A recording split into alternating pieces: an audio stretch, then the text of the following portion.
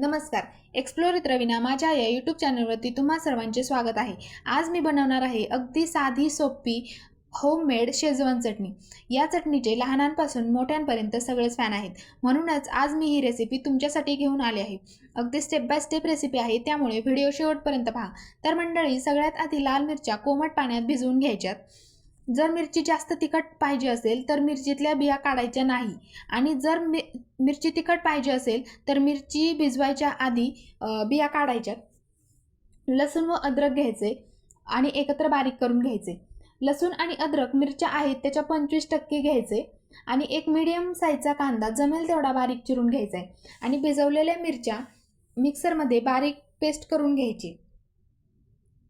आता गॅसवर कढई ठेवायची. कढई तापली की तेल टाकायचे, भरपूर तेल टाकायचे.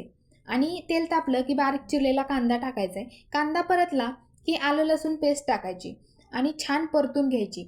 आलं लसूण पेस्ट छान, म्हणजे खूप हाय फ्लेमवर नाही पण मीडियम फ्लेमवर मस्त छान वास सुटेपर्यंत परतून घ्यायची. त्यामुळे छान फ्लेवर येतो. अगदी बाहेर मिळते तशी शेजवान चटणी होते. आणि लाल मिरची पेस्ट टाकायची. आता छान परतून घ्यायची आणि चवीनुसार मीठ टाकायचे. त्यात विनेगर घालायचे आणि सोया सॉस घालायचे. जर विनेगर नसेल तर तुम्ही लिंबाचा रसही वापरू शकता. आता व्यवस्थित मिक्स करून घ्यायचे आणि मीडियम फ्लेमवर 10 ते 15 मिनिटं मिरची शिजवून घ्यायची. तयार आहे आपली बाहेर मिळती अगदी तशी डिलिशियस शेजवान चटणी. ही चटणी तुम्ही चपातीसोबत, भाकरीसोबत, वडापावसोबत, समोसा किंवा स्नॅक्स कशासोबतही खाऊ शकता. तर ही रेसिपी तुम्हाला कशी वाटली ते कमेंट करून सांगा. आणि व्हिडिओ आवडल्यास लाईक करा, कमेंट करा, शेअर करा आणि सबस्क्राईब करायला अजिबात विसरू नका. पुन्हा भेटूया अशाच एका सिंपल, टेस्टी, हेल्दी आणि डिलिशियस रेसिपीसोबत.